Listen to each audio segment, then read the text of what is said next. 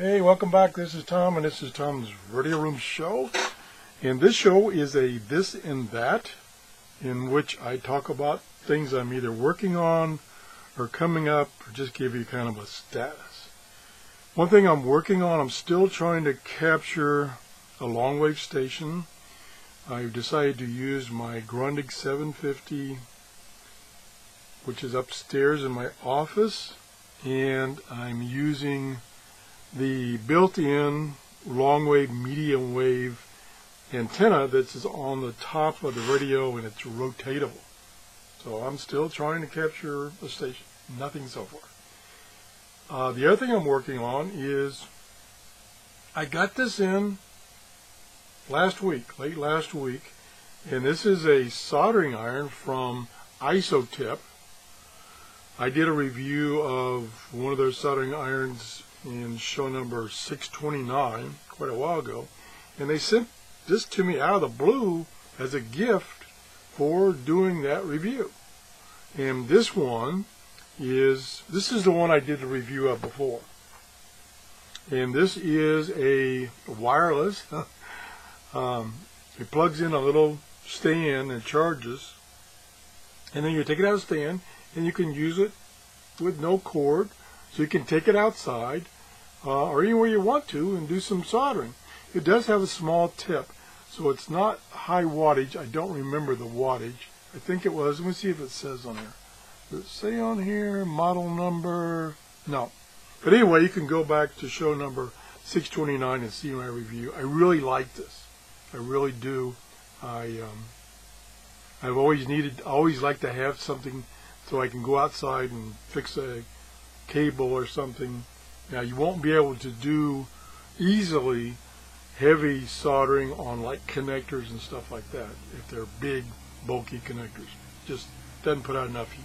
And it heats up instantly within 5 seconds. It's up to temperature. So that's the one I reviewed before, and last week they sent me this as a present, and I'll do a review of this one.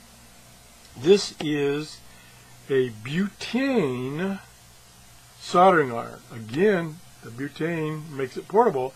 This is one I've used for years. I think this one is about 25 years old. It's a Weller. Also uses butane, which goes in this little portion of the handle here.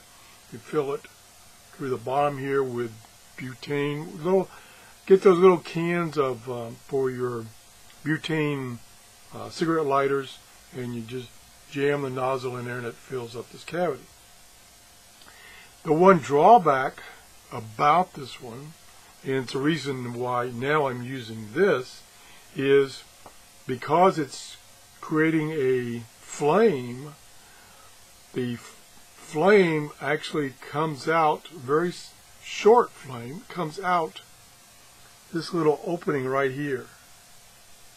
And so if you're not careful and you point that when you're soldering to the cable you're soldering, you'll end up melting it. So you got to be very careful to point it away. Otherwise, it works fine, puts out a lot of heat, and will even do your moderate size connectors. So that's what I've used in the past. So we'll be comparing this old guy with this new, it's called the Solder Pro 90 from Isotip. That's coming up. Next thing I'm going to be doing is Jill's over at his shortwave radio channel monthly puts out this list of shortwave stations, and he's expanded to other things now. And what's nice about this is it's stations he's actually heard in the past couple of months. So it's not like it's out of date, it's up to date. It has been verified now, keeping in mind this is what he's received at his location in Canada. I believe he's near Quebec, Canada, which is on line where I live in Florida, east-west, but of course he's a lot more north than I am.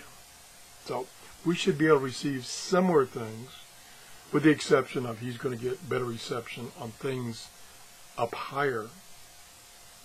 So I'm going to set up a radio, and I'm not going to go to the entire list because the entire list is huge. This is just the international broadcast stations he's heard, and now he's added utility stations, and he's added some other categories. So I'm going to pick about probably 10 or a dozen off of this sheet here. Now, this will look different than the sheet you can download from him. The sheet that he has for download is a PDF, and it's in a big font. So I downloaded that, and I reformatted it in Word so it's nice and concise for me.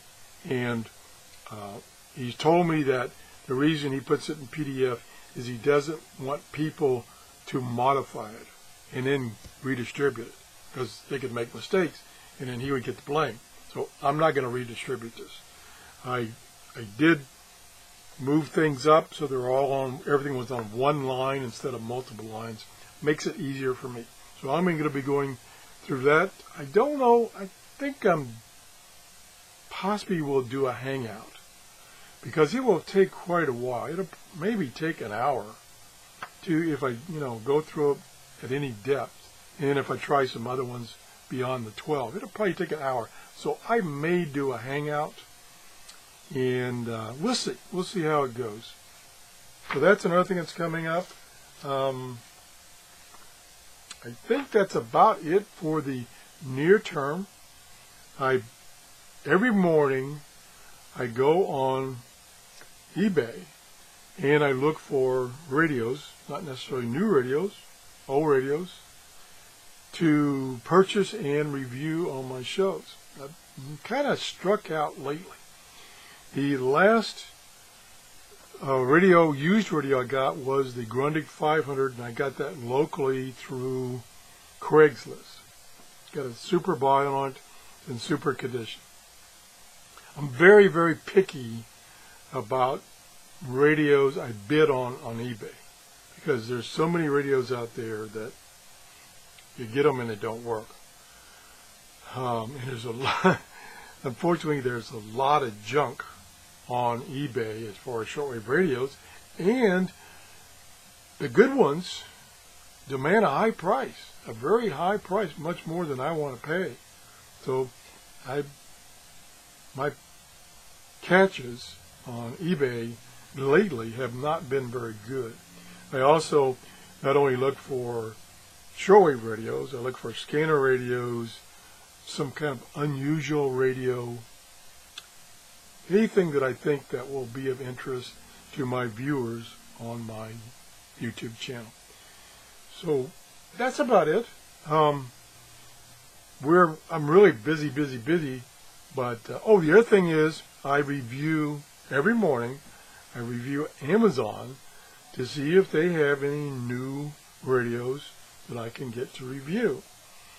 And the way that one works is I have the Amazon store, which is listed down below on each of the descriptions of my videos. And if you go and purchase something through my Amazon store, which is just like purchasing it through Amazon, I don't really have a store.